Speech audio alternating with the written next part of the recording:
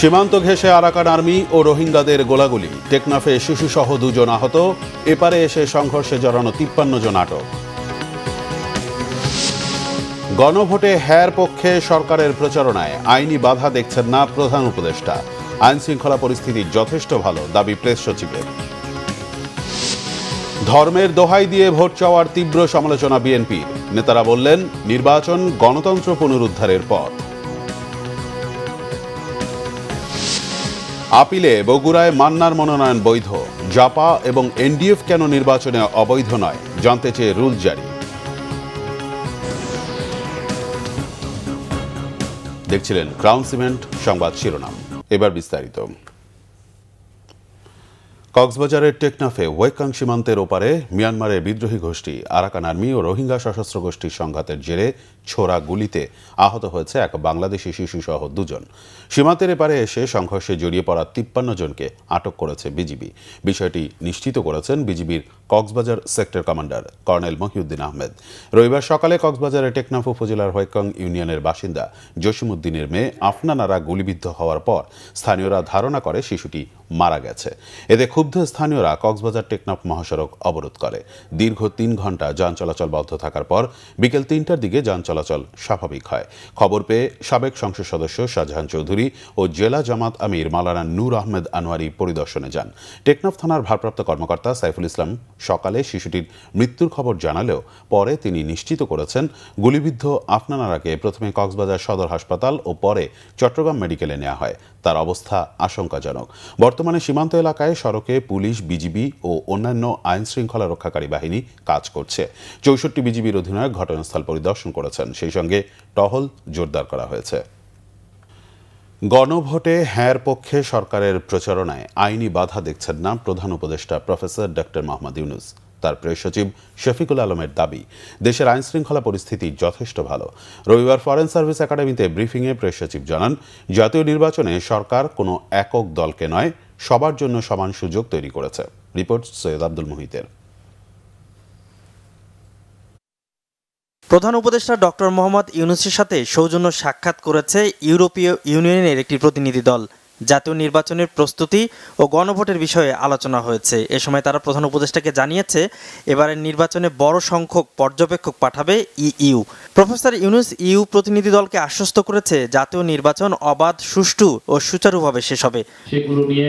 পরে রাজধানী foreign service একাডেমিতে ব্রিফিং করেন প্রেস সচিব শফিকুল আলম। চিফ অ্যাডভাইজার বলেছেন, লেভেল প্লেইং ফিল্ড প্রত্যেকটি রাজনৈতিক দলের জন্য সমান থাকবে, এটা নিয়ে উনি কোনো সমস্যা দেখছেন না। তিনি বলেছেন এটা তেমন কোনো সমস্যা হবে না। প্রফেসর ইউনূস ইউরোপিয়ান ইউনিয়নকে ধন্যবাদ জানিয়েছেন এই ইলেকশন অবজারভেশন মিশন পাঠানোর জন্য। এটা সুষ্ঠু নির্বাচনের জন্য এবং বাংলাদেশের গণতান্ত্রিক উত্তরের জন্য খুবই ইম্পর্টেন্ট। পুরো আলোচনায় আওয়ামী লীগ বিষয়ে কোনো আওয়ামী লীগ বা আওয়ামী লীগের পার্টিসিপেশন নিয়ে কোনো ধরনের কোনো আলোচনা হয়নি। তফসিলের পর কয়েকটি হত্যাকাণ্ডকে নির্বাচনের আগে স্বাভাবিক বলে দাবি করে প্রেস সচিব বলেন, আইন শৃঙ্খলা পরিস্থিতি সন্তোষজনক। Law and order situation deteriorate হয়, এরকম দু একটা ঘটনা আমরা দেখেছি, বাট আমরা মনে করছি বা ইলেকশন কমিশনও মনে করছে যে আইন শৃঙ্খলা পরিস্থিতি এখন যথেষ্ট ভালো আছে।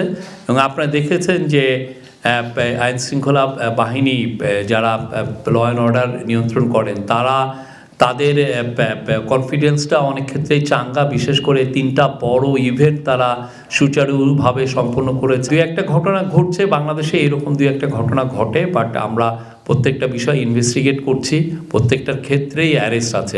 গণতান্ত্রিক উত্তরণে হ্যাঁ ভোট নিয়ে সরকারের অবস্থান ব্যাখ্যা দেন তিনি। ইয়েস ভোটের বিষয়ে চিফ অ্যাডভাইজার বলেছেন যে ইন্টিরিম গভর্নমেন্ট ইয়েস ভোটের জন্য ক্যাম্পেইন করবে এবং করছে, এবং এর বিষয়ে অ্যাওয়ারনেস বিল্ড আপ করবে। এ বিষয়ে ইন্টারিম গভর্নমেন্ট লিগাল ওপিনিয়ন নিয়েছিল এবং এই টপ লিগাল এক্সপার্টরা বলেছেন যে বিষয়ে কোনো লিগাল প্রতিবন্ধকতা নাই। এছাড়া প্রধান উপদেষ্টার সাথে সাক্ষাৎ করেছেন জাপানের সাবেক প্রধানমন্ত্রী শিনজো অ্যাবের সহধর্মিণী। সাক্ষাতে মার্চে প্রধান উপদেষ্টার জাপান সফরের কথা উল্লেখ করা হয় সংবাদ ব্রিফিংয়ে। সৈয়দ আব্দুল মুহিত, বাংলা ভিশন, ঢাকা। সংস্কার ও ক্ষমতার ভর জনগণের কাছে নিতে চাইলে নাগরিকদের গণভোটে অংশগ্রহণ করতে হবে। মন্তব্য করেছেন তথ্য সম্প্রচার উপদেষ্টা সৈয়দা রিজওয়ানা হাসান। রবিবার সকালে রাজধানীর গুলশানে ডিএনসিসি নগর ভবনে নাগরিক পদক 2025 প্রদান অনুষ্ঠানে তিনি এ মন্তব্য করেন। বলেন, এবারের সংসদ নির্বাচন ও গণভোটে তরুণরা একটি বড় অংশ। সত্যিকারের ক্ষমতা জনগণের কাছে নিতে চাইলে তরুণদের গণভোটে অংশ নিতে হবে এবং সিদ্ধান্ত প্রয়োগ করতে হবে। একই অনুষ্ঠানে গণভোটে অংশগ্রহণের আহ্বান জানিয়েছেন অন্তর্বর্তীকালীন সরকারের স্থানীয় সরকার, পল্লী উন্নয়ন ও সমবায় মন্ত্রণালয় বিষয়ক উপদেষ্টা আদিলুর রহমান খান। আধিপত্যবাদ ও অন্যায়ের কাছে বাংলাদেশ আর কখনো মাথা নত করবে না বলেও মন্তব্য করেন তিনি। বাংলাদেশের ক্ষমতার যে ভারটা আছে সেই ভারটাকে শাসক গোষ্ঠীর থেকে জনগণের দিকে বাঁক খাওয়ানোর একটা সিদ্ধান্তের সময় এই গণভোটে অবশ্যই সকলে অংশ নেবেন এবং যদি সত্যি সংস্কার চান তাহলে উত্তরটা আমাদেরকে হ্যাঁ বলতে হবে। যদি আমরা আবারও গুম, বিচার বহির্ভূত হত্যাকাণ্ড, নির্যাতন এবং আয়নাঘরের দিনগুলোতে ফিরে যেতে না চাই, আমাদের গণভোটের পক্ষে অবস্থান নিতে হবে, ভোট দিতে হবে এবং পছন্দের গণপরিষদ সদস্য নির্বাচিত করতে হবে। আপিল শুনানিতে বগুড়া 2 আসনে মনোনয়নের বৈধতা পেয়েছেন নাগরিক ঐক্যের সভাপতি মাহমুদুর রহমান মান্না। শনি, রবি 2 দিনে 140টি আপিল আবেদনের শুনানি হয়েছে। এর মধ্যে বৈধতা পেয়েছে 109টি। এদিকে সশস্ত্র বাহিনী সহ 16 বিভাগ ও সংস্থার সঙ্গে আইন শৃঙ্খলা সংক্রান্ত সমন্বয় সভা করেছে নির্বাচন কমিশন। নির্বাচনী মাঠে সহিংসতা ঠেকাতে আরও জোরালো ভূমিকা রাখতে মাঠ প্রশাসনকে নির্দেশ দিয়েছে ইসি। রিপোর্ট আসমা আক্তার নূপুরের।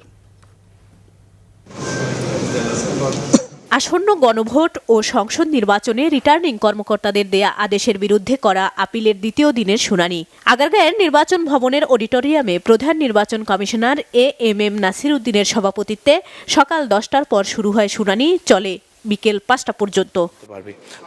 দ্বিতীয় দিনের শুনানিতে প্রার্থিতা ফিরে পেয়েছেন নাগরিক ঐক্যের সভাপতি মাহমুদুর রহমান মান্না। প্রার্থিতা ফিরে পেয়ে সাংবাদিকদের জানান সামান্য কারণে তার মনোনয়ন বাতিল করা হয়েছিল। রিটার্নিং কর্মকর্তারা যে যাচাই বাছাইয়ের নামে ক্ষমতা দেখিয়ে যোগ্য প্রার্থীদের মনোনয়ন বাতিল করেছে তা নির্বাচন কমিশনের এই রায়ে প্রমাণিত বলে মন্তব্য তার।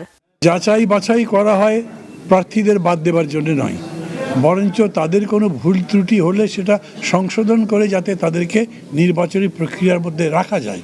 আমার বাড়ি বগুড়া, সেইখানে আমি নির্বাচনের আগেও করেছি, এইবারে যখন করছি তখন আমাকে বিরোধিতা করবার জন্যে যে মবকটাসি করা হয়েছে এটা ইল ওমেন এক কথায় খুবই একটা অশুভ ইঙ্গিত, যার কারণে আমি মনে করি জেলা প্রশাসক নিজে বিচলিত হয়ে সামাল দেবার জন্য মনে করেছেন একটা খারাপ পরিস্থিতি হবার চাইতে বিষয়টা নির্বাচন কমিশনে যাওয়াই ভালো, না হলে এটা বাতিল করবার কোনো কারণ ছিল না। এখন থেকে মাহমুদুর রহমান মান্না বগুড়া 2 আসনের একজন বৈধ প্রার্থী। বগুড়া 2 মানে শিবগঞ্জ আসনে আজকে আমরা যে আপিল ফাইল করেছিলাম 116/2025 সেটি নির্বাচন কমিশন এইমাত্র অ্যালাউ করেছে।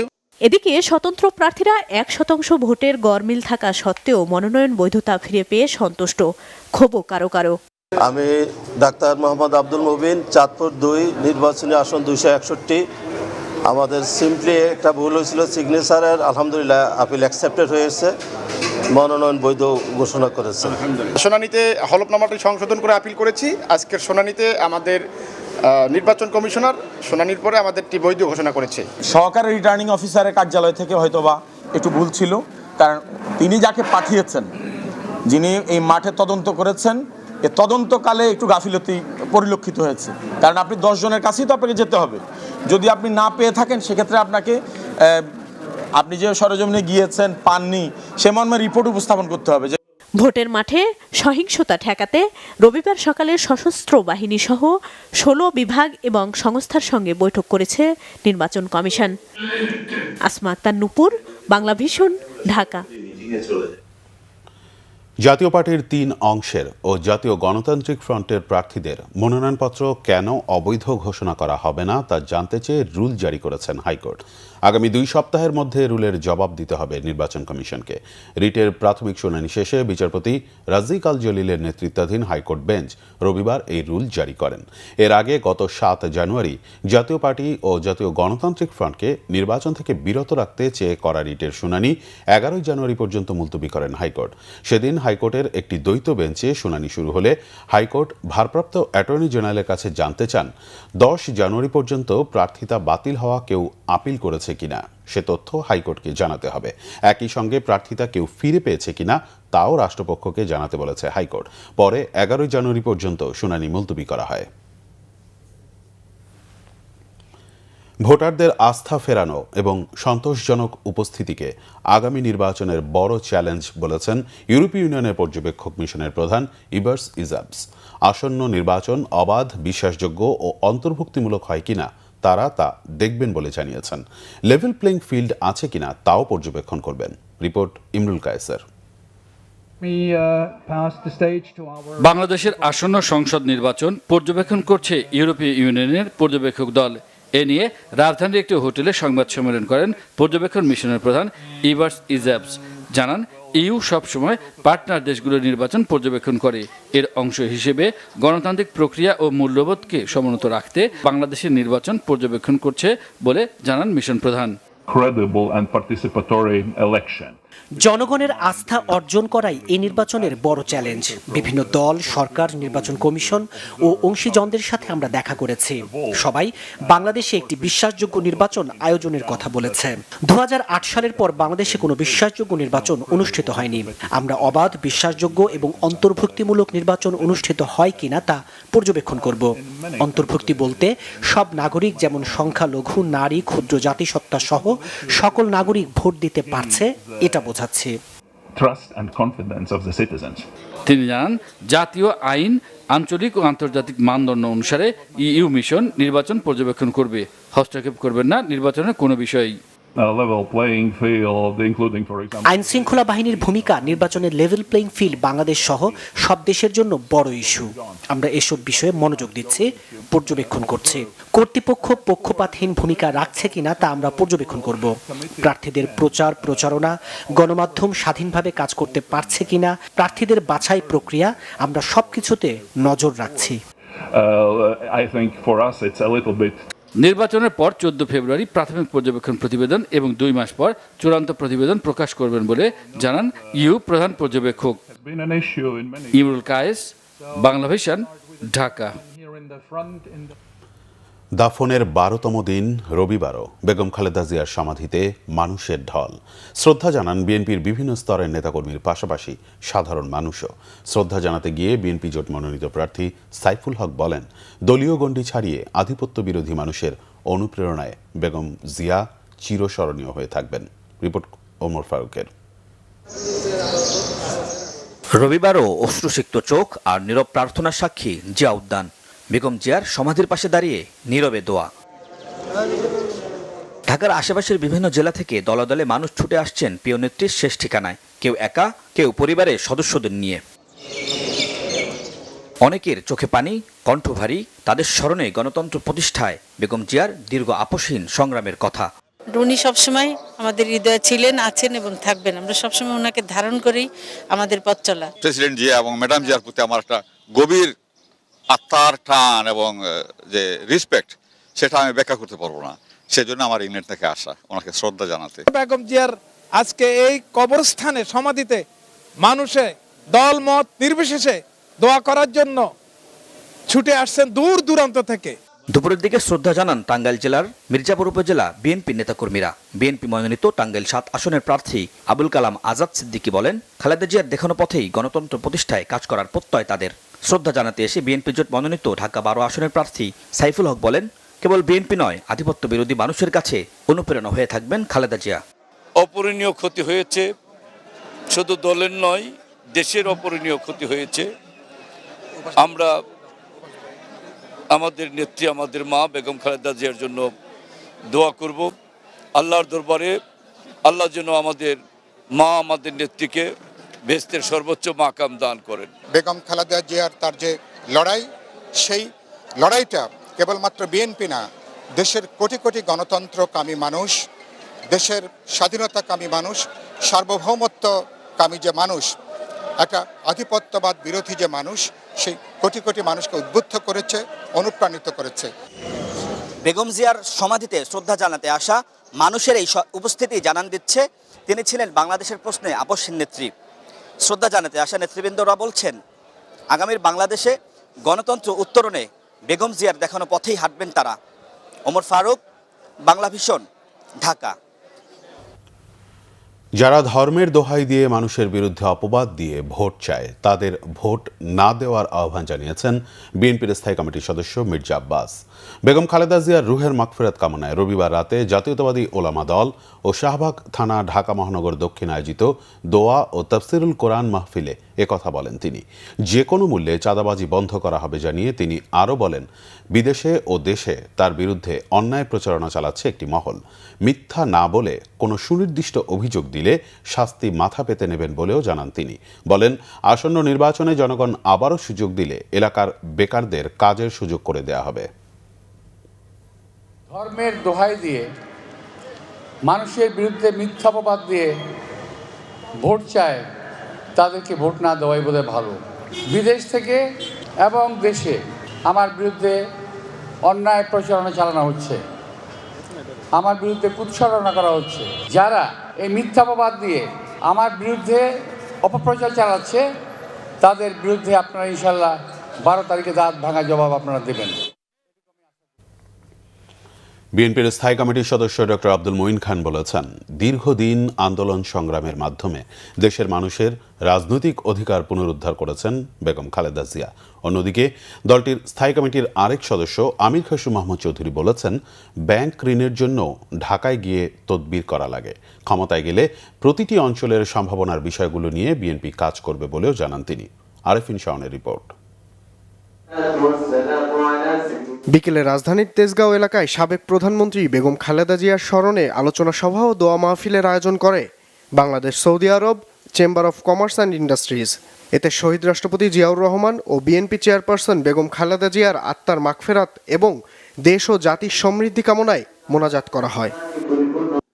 এ সময় বিএনপির স্থায়ী কমিটির সদস্য ডক্টর মঈন খান বলেন, বেগম খালেদা জিয়া দেশের মানুষের রাজনৈতিক অধিকার রক্ষায় যে ত্যাগ স্বীকার করেছেন জনগণ তা আজীবন মনে রাখবে। দেশের মানুষের জন্য তিনি যেভাবে আত্মদান করেছেন, আমি বলবো তার জীবন তিনি উৎসর্গ করেছেন এদেশের সাধারণ মানুষের জন্য, এদেশের মানুষের অধিকার রক্ষার জন্য, এদেশের মানুষের ভোটের নিশ্চয়তা দেওয়ার জন্য, এদেশের মানুষের বেঁচে থাকার অধিকার, অর্থনৈতিক অধিকার নিশ্চিত করা। এদিকে চট্টগ্রামে এক সেমিনারে দলের স্থায়ী কমিটির আরেক সদস্য আমির খসরু মাহমুদ চৌধুরী বলেন, বিএনপি ক্ষমতায় গেলে প্রতিটি অঞ্চলের সম্ভাবনা নিয়ে কাজ করবে। প্রত্যেকটি ডিভিশনে ব্যবসায়ীদের সাথে বসেছি, আলাপ করেছি, নোট নিয়েছি এবং আমরা চেষ্টা করব প্রত্যেকটি অঞ্চলের যে সম্ভাবনা আছে সেই সম্ভাবনাগুলো কাজে লাগিয়ে বাংলাদেশের ভবিষ্যতে অর্থনীতি, মানুষের জীবনযাত্রার মান এবং সবচেয়ে বড় হচ্ছে বাংলাদেশের যার যেই প্রত্যেকটি নাগরিকের যে সম্ভাবনা আছে তাকে সে একটা সুযোগ দেওয়া। এ সময় চট্টগ্রামকে লজিস্টিক হাব হিসাবে গড়ে তোলার ওপর গুরুত্ব আরোপ করেন আমির খসরু মাহমুদ চৌধুরী। আরেফিন শাওন, বাংলা ভিশন, ঢাকা। জনগণের অধিকার রক্ষায় আজীবন লড়াইয়ের অঙ্গীকার করেছেন ঢাকা 6 আসনের বিএনপির মনোনীত প্রার্থী ইশরাক হোসেন। রবিবার রাজধানীর 44 নম্বর ওয়ার্ডে সাবেক প্রধানমন্ত্রী বেগম খালেদা জিয়ার বিদেহী আত্মার মাগফিরাত কামনায় দোয়া মাহফিলে তিনি এ অঙ্গীকার করেন। এ সময় তিনি বলেন, আমি আমৃত্যু আপনাদের পাশে থেকে রাজনীতি করতে এসেছি। জনগণের অধিকার, দাবি ও সমস্যা নিয়ে ইনশাল্লাহ শেষ দিন পর্যন্ত লড়াই করে যাব। ইশরাক হোসেন বলেন, নির্বাচনের মধ্য দিয়ে গণতন্ত্র পুনরুদ্ধারের পথ চলা শুরু হয়েছে। ঢাকা 6 আসনে দীর্ঘদিন ধরে গ্যাস সংকট নিরসনে নির্বাচনের পর ইঞ্জিনিয়ার এনে প্রতিটি পাইপলাইন নিজে দাঁড়িয়ে থেকে ঠিক করে দেওয়ার প্রতিশ্রুতি দেন তিনি। জানান, বিএনপির পরিকল্পনায় ঢাকা 6 এলাকায় নতুন ও আধুনিক ড্রেনেজ ব্যবস্থা গড়ে তোলার প্রকল্প অন্তর্ভুক্ত রয়েছে। এছাড়া আইনশৃঙ্খলা নিয়ন্ত্রণ ও মাদকমুক্ত সমাজ গঠনের অঙ্গীকার করে ইশরাক হোসেন বলেন, বিএনপি সরকার গঠন করতে পারলে প্রথম অগ্রাধিকার হবে আইনশৃঙ্খলা পরিস্থিতির উন্নতি, ধনী গরিব, নারী পুরুষ, হিন্দু মুসলমান সবাই যাতে নিরাপদ বোধ করে। এ সময় শিশুদের মানসিক ও শারীরিক বিকাশের জন্য প্রতিটি ওয়ার্ডে একটি করে খেলার মাঠ বা খেলার জায়গা গড়ে তোলার ঘোষণা দেন তিনি। জনগণের জবাবদিহিতায় থাকার অঙ্গীকার করে ইশরাক হোসেন বলেন, বিএনপি একমাত্র দল যারা শিক্ষা, স্বাস্থ্য, পরিবেশ, যানজট ও নাগরিক সেবার জন্য সুনির্দিষ্ট ও বৈজ্ঞানিক পরিকল্পনা দিয়েছে। জানান, ক্ষমতার জন্য নয়, জনগণের অধিকার প্রতিষ্ঠার জন্য রাজনীতি করেন তিনি। অতীতেও করেছেন, আগামীতেও করবেন। তিনি শহীদ প্রেসিডেন্ট জিয়াউর রহমান ও বেগম খালেদা জিয়ার জন্য দোয়া কামনা করেন এবং বিএনপি চেয়ারম্যান তারেক রহমানের নেতৃত্বে গণতন্ত্র পুনরুদ্ধারের অঙ্গীকার পুনর্ব্যক্ত করেন। ব্যবসায়িক দ্বন্দ্ব সহ বেশ কিছু কারণে স্বেচ্ছাসেবক দলের নেতা আজিজুর রহমান ওরফে মুসাব্বিরকে গুলি করে হত্যা করা হয়েছে বলে জানিয়েছে গোয়েন্দা পুলিশ। তবে এতে প্রাথমিকভাবে রাজনৈতিক সংশ্লিষ্টতা পাওয়া যায়নি। রবিবার ডিএমপির মিডিয়া সেন্টারে সংবাদ সম্মেলনে এ তথ্য জানান ডিএমপির গোয়েন্দা প্রধান শফিকুল ইসলাম। তিনি বলেন, হত্যাকাণ্ডের ঘটনায় মূল শুটার জিনাত সহ 4 জনকে রাজধানী সহ আশপাশের এলাকায় অভিযান চালিয়ে গ্রেফতার করা হয়েছে। গ্রেফতারদের মধ্যে আছে হত্যাকাণ্ডে সরাসরি অংশ নেওয়া শুটার ও পরিকল্পনাকারী। প্রাথমিক ধারণা, ব্যবসায়িক দ্বন্দ্ব ও ব্যক্তিগত কোন্দলের কারণেই আজিজুর রহমান ওরফে মুসাব্বিরকে হত্যা করা হয়েছে। ডিবির অতিরিক্ত কমিশনার শফিকুল ইসলাম বলেন, চাঁদাবাজি বন্ধে কর্মসূচি সহ নানা ইস্যুতে সরব ছিলেন মুসাব্বির। পুলিশ বলছে, হত্যার ঘটনায় একই পরিবারের 3 ভাই অংশ নিয়েছে। 2 জন গ্রেফতার হলেও রহিম নামে আরেক শুটার এখনো পলাতক। জিনাত পিতা আব্দুর রশিদ, তাকে গ্রেপ্তার করা হয়। ঘটনার মূল সমন্বয়কারী মোহাম্মদ বিল্লাল হোসেন পিতা শহীদুল্লাহ, তাকে গ্রেপ্তার করা হয়। পাশাপাশি শহীদুল্লাহর ভাই আব্দুল কাদির, যে ঘটনার পরবর্তীতে আসামিদেরকে পলায়নের সহায়তা করা, আসামিদের মোবাইল পরিবর্তন করা সহ অন্যান্য কাজে সহযোগিতা করে, তাকে গ্রেপ্তার করা হয়। আসামিদেরকে জিজ্ঞাসাবাদ করে তারা প্রাথমিকভাবে স্বীকার করেছে যে তারা এই ঘটনাগুলো ঘটেছে। তারা ওখানে ব্যবসা কেন্দ্রিক ব্যবসায়িক থেকে আছে, এর নেপথ্যেও কিছু আছে কিনা এটা আমরা। ক্রিকেটার মুস্তাফিজুর রহমানকে আইপিএল থেকে বাদ দেওয়ার বিষয় নিয়ে ভারতের সঙ্গে বাংলাদেশের যে রাজনৈতিক অস্থিরতা সৃষ্টি হয়েছে, এতে বাণিজ্যে কোনো প্রভাব পড়বে না বলে জানিয়েছেন বাণিজ্য উপদেষ্টা শেখ বশিরউদ্দিন। রবিবার বাণিজ্য মন্ত্রণালয়ে এক বৈঠক শেষে সাংবাদিকদের তিনি কথা বলেন। শেখ বশিরউদ্দিন বলেন, বাণিজ্য উদারীকরণের জন্য শর্ত শিথিল করে আমদানি নীতি আদেশ জারি করা হচ্ছে। মন্ত্রিপরিষদে এ প্রস্তাব উপস্থাপন করা হবে। বাণিজ্য উপদেষ্টা আরও বলেন, উদার বাণিজ্যে বিশ্বাস করে সরকার, তাই বাণিজ্য সহজীকরণের চেষ্টা চলছে বলেও জানান তিনি। আইপিএল নিয়ে বিবাদে ভারতের সাথে বাংলাদেশের বাণিজ্যে কোনো প্রভাব পড়বে না বলেও জানান বাণিজ্য উপদেষ্টা শেখ বশিরউদ্দিন। বাংলাদেশ ব্যাংকের governor doctor Ahsan H Mansur বলেছেন, ক্যাশলেস সোসাইটি হলে দেশে বছরে 1.5 থেকে 2 লাখ কোটি টাকা রাজস্ব বাড়বে। রবিবার রাজধানীর একটি হোটেলে দেশের প্রথম ইসলামিক মোবাইল ব্যাংকিং এমক্যাশ রিবান্ডিং কার্যক্রম উদ্বোধন করে একথা বলেন তিনি। বলেন, ক্যাশলেস বাংলাদেশ উপহার দিতে পারলে ব্যাংক খাতে লুটপাটের সংস্কৃতি বন্ধ হবে। গভর্নর বলেন, একটি নতুন ইসলামিক ব্যাংকিং আইন প্রণয়নের কাজ চলছে। ইসলামী ব্যাংকগুলোতে সুশাসনের ঘাটতির কারণে অনিয়মের সুযোগ তৈরি হয়েছে। ঋণ বিতরণে স্বচ্ছতা ও জবাবদিহিতা নিশ্চিতে কাজ চলছে জানিয়ে গভর্নর বলেন, ক্যাশলেস বাংলাদেশ গড়তে ধৈর্যের সাথে আধুনিক প্রযুক্তির সঠিক ব্যবহার করতে হবে। এ সময় উপস্থিত ছিলেন ইসলামী ব্যাংকের chairman professor doctor M Zubaidur Rahman, ব্যাংকের managing director Omar Faruk, executive কমিটির চেয়ারম্যান মোহাম্মদ খুরশিদ ওয়াহাব, অডিট কমিটির chairman Mohammad Abdus Salam FCA FCS, risk management কমিটির chairman professor doctor M Masud Rahman সহ ঊর্ধ্বতন কর্মকর্তারা। অনলাইনে রিটার্ন দাখিলের মতো আগামী অর্থবছর থেকে বিভিন্ন প্রতিষ্ঠানের কর্পোরেট ট্যাক্সও অনলাইনে দাখিলের ব্যবস্থা চালু করা হবে বলে জানিয়েছেন জাতীয় রাজস্ব বোর্ডের চেয়ারম্যান মোহাম্মদ আব্দুর রহমান খান। সকালে রাজস্ব ভবনে বিকাশের মাধ্যমে বড় অঙ্কের ভ্যাট ট্যাক্স পরিশোধের ডিজিটাল পদ্ধতি ইটিডিএস এর উদ্বোধনী অনুষ্ঠানে এ তথ্য জানান তিনি। উদ্বোধনী দিনে ভ্যাট ট্যাক্স মিলিয়ে প্রায় 100 কোটি টাকার কর পরিশোধ করেন কর্পোরেট করদাতারা। এমএফএস প্রতিষ্ঠান বিকাশের মার্চেন্ট পেমেন্টের মাধ্যমে এই কর সরাসরি পরিশোধ করেন তারা। এ সময় বিকাশের chief financial officer Moinuddin Mohammad Rahgir জানান, করদাতারা চাইলে এখন থেকে যে কোনো বড় অঙ্কের আয়কর ও ভ্যাট সরাসরি জমা দিতে পারবেন। এনবিআর চেয়ারম্যানও জানান, বড় অঙ্কের লেনদেনে স্বয়ংক্রিয় পদ্ধতি চালুর ফলে ছিনতাই বা খুনের মতো ঘটনা কমবে। নগদ টাকার প্রবাহ ঠিক রাখতে কেন্দ্রীয় ব্যাংককে যে 20,000 কোটি টাকা ছাপাতে হয়, সেটি চাপও কমবে। বন্ধ হবে ইচ্ছাকৃত কর ফাঁকি দেওয়ার প্রবণতাও। সংবাদ শেষ করব ক্রাউন সিমেন্ট শিরোনামগুলো আরেকবার জানিয়ে।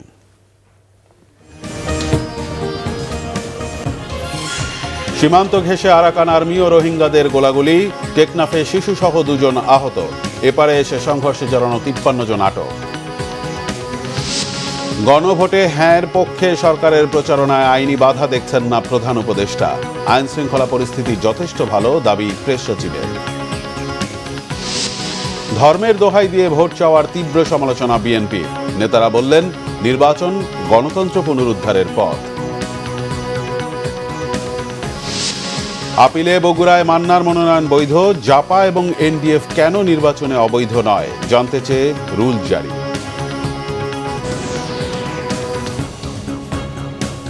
এই ছিল এখনকার মতো। পরের সংবাদ সকাল 10টায়, এর আগে 9টায় রয়েছে নিউজ ক্লাব 10 দেখার আমন্ত্রণ রইল।